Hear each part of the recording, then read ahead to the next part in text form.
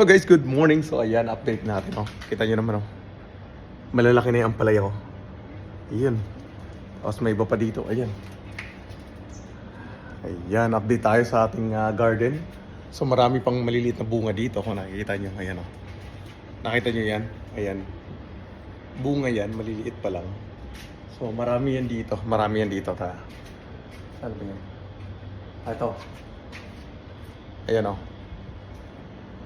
Ayan. Yun. Dito, marami pa yun dito. Ayun, nakatago. Ayan, nakatago dyan. Tapos meron pa dito sa baba. Oh, ayan, maliliit. So, marami pa dun sa taas. Hindi na natin maabot.